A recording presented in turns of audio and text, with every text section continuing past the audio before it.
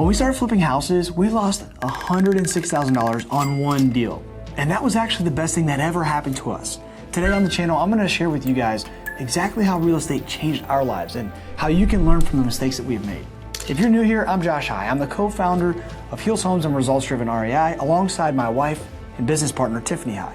After experiencing over 2,000 real estate transactions and coaching over 5,000 students nationwide, I can confidently say that we've made every mistake that there is to make. And we help investors just like you avoid them so you can live in what we call option freedom, where you can do what you want, when you want, with the people you want to spend that time with.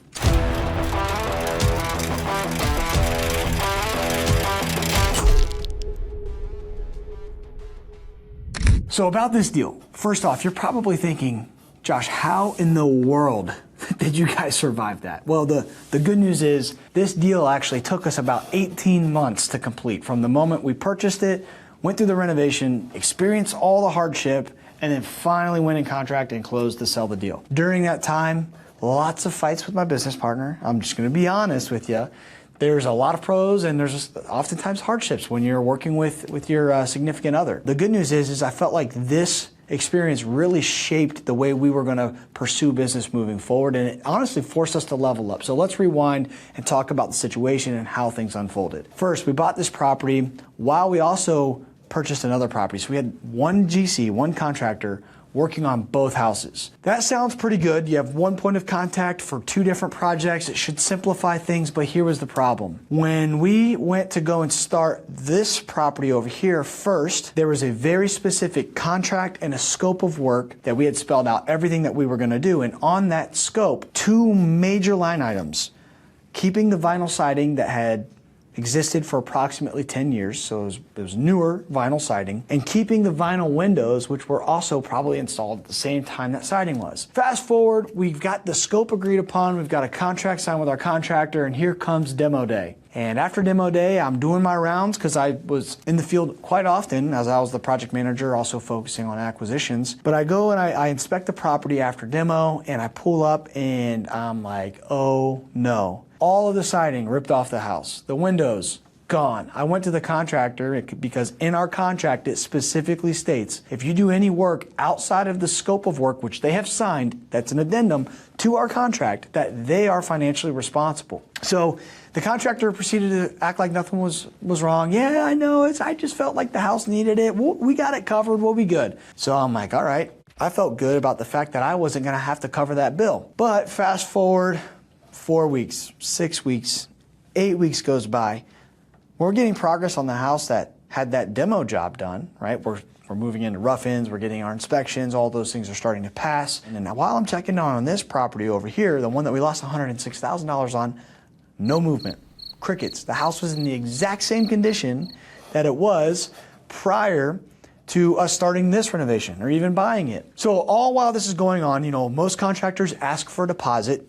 Mistake number one, okay? So we gave a deposit for both properties. Nothing's moving on this one, but we continue to pay out on this one because we see progress. Well, it became clear to me about 3 months in that they were robbing from the deposit that I had made on the house we lost $106,000 on to complete this job because they didn't have I think it was like $20,000-ish. So we're already behind $20,000. They took that out of this scope, and it got to a point where we completed this job, and it was very clear that they still were not making progress, and they never communicated to us that they weren't able to. But by the time this was done and weeks went by and it's crickets, we knew that something was wrong, and at that point we made the decision to fire that contractor. Now, oftentimes when people get out leveraged, what do I mean by that? Call this getting out leveraged when you pay more to a contractor than the work that was actually completed. Because what happens with your mindset as the real estate investor is you're like, you know that if you fire that contractor and go to a new one, there's not going to be a credit from that contractor you already paid, right? You're going to have to now most likely double pay because no contractor ever likes to go clean up another contractor's mess. So not only do you have to pay the full scope that's not complete, but there's also additional things that they likely have to go back in and correct and clean up. And so while we're going through this process, I'm like, I can't afford to hire a new contractor, but no work's getting done. But I can't afford to hire a new contractor, but no work's getting done. Until finally got to a point where we had to make a decision. We had to pivot. This house was already done, which was a strategic piece in this decision making. Once the house was done, then we could set all eyes and all line of sight on this other property that hasn't been moved. So this was where we filed our first lawsuit. We started the process of suing that contractor. Luckily, we were able to find a new contractor, so we were able to finish the scope. It did cost us more than we had planned because the house wasn't getting worked on for months, and then having the lawsuit, and then having another contractor come in that prolonged the project. I think it took about 7 to 8 months when it should have taken 3 or 4. Not to mention that they had also, one thing they did work on was the foundation, and they did all of that wrong. So that had to go back and be redone. So here's another lesson that I learned in this process. If you have structural work done, we had an engineer come in, engineer created plans. Contractor then completed the work.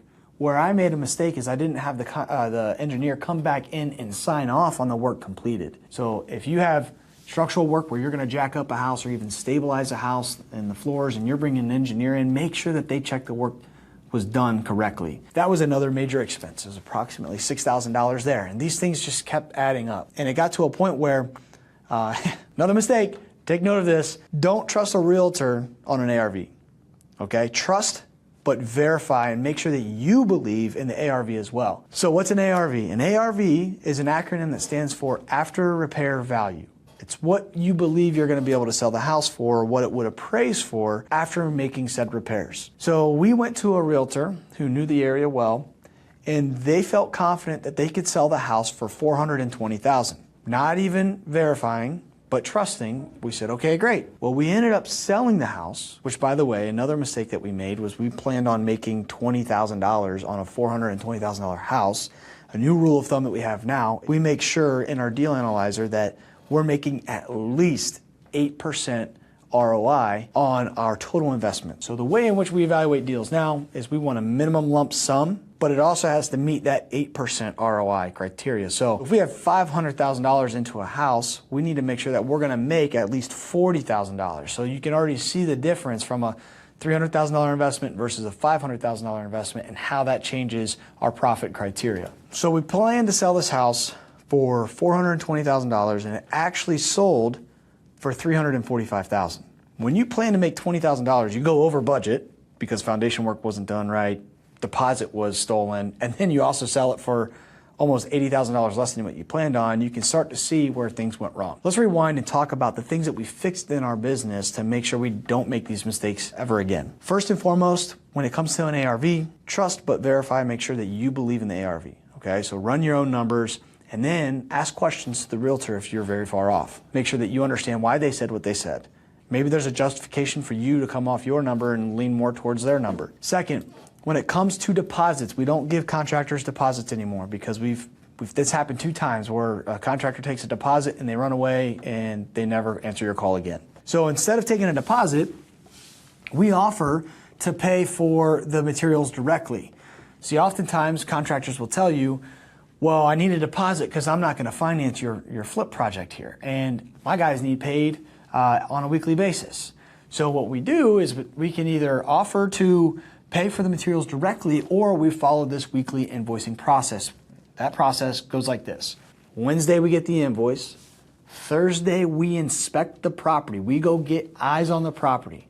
We take photos of all the rooms so we have a track record of work progressing. When we are going through the house, we're looking line item by line item. Okay, they said that they completed paint. Is the paint job done? It's either a yes, it's complete, or no, it's not. A mistake I made early on was I'd say, okay, I'll pay you 80% of the paint bill because 80% of the painting job was done. This is a recipe to get out leveraged. Don't do that. It's either a clear yes, it's complete, or a clear no, it's not. So is paint done? Is flooring installed? Is carpet installed? Are the cabinets in place? Every one of those line items that are on that invoice, we've got to go and check off and say, yes, it's complete. The things that are complete, we then pay out on Friday. So again, Wednesday, we receive invoice. Thursday, we verify work complete. Friday, we then pay out those invoices so that those contractors can pay their crew members on Friday. If you have a bad contractor and you come to the realization that you have to fire them, fire fast. The longer you hold on, the worse it gets, the more out leveraged you get. And you get stuck in that mindset of, well, I can't afford to hire a new one because they're going to charge me more and I'm already out leveraged, so I don't want to lose on that opportunity. Guys, it compounds over time. It doesn't get better. Make the decision and act quickly. And when it comes to structural work, I highly recommend that you get a licensed engineer, structural engineer into the property. Get the report, present that report to your contractor. Hopefully you're able to do this during your due diligence. That's the way we do things now versus after. Because guess what? Your buyers are going to want to see that as well. They want to see that the inspector, or not the inspector, the structural engineer went back out and verified that it was done the right way.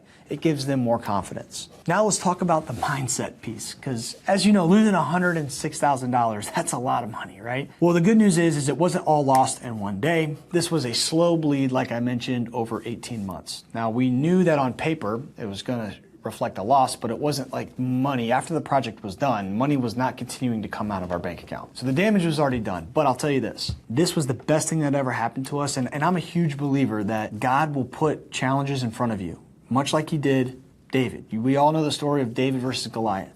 Well, David's first fight wasn't with Goliath. He fought other animals that were smaller and less competition before he fought Goliath. And this was one of those tests for us. When we went through this hardship, luckily I was able to reflect on another experience that I had in my life. I was a collegiate athlete. I was a walk-on for the University of Toledo, and what that means is you have scholarship players who are getting paid to be there. Their school's paid for. Then you have walk-ons who, there's two different types. There's preferred walk-on where you're invited, so you don't have to try out. Then you have other walk-ons that try out and they can make the team or they don't make the team. Well, I was a preferred walk-on, so I was invited to join the team, but that meant that I got one chance to the 50 other opportunities that the scholarship guys have to prove that I can play at this level. Got my one chance, I completely failed. And so I didn't travel with the team.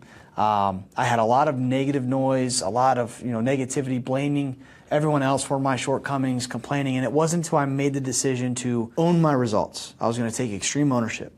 If I won, great, I earned it. If I lost, it's because I didn't prepare. My third season, I got my opportunity. I capitalized on it, and I was able to reach my goals. I was able to play on special teams. I played in my position group. I ended up earning an athletic scholarship. And so when we were going through this hardship in our business, I reflected back to that experience, and I asked myself, okay, well, what got me through that? Because that seemed like a hard time as well. It's not losing $106,000, but that experience conditioned me for that experience. So I looked back and I knew I had to focus on the fundamentals. I knew that I had to wake up every day, control the things that I could control.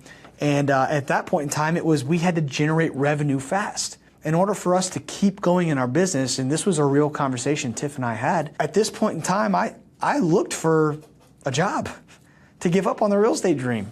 I had a pretty solid offer to go work with AEP, and I looked at Tiff and I said, I can't give up on this.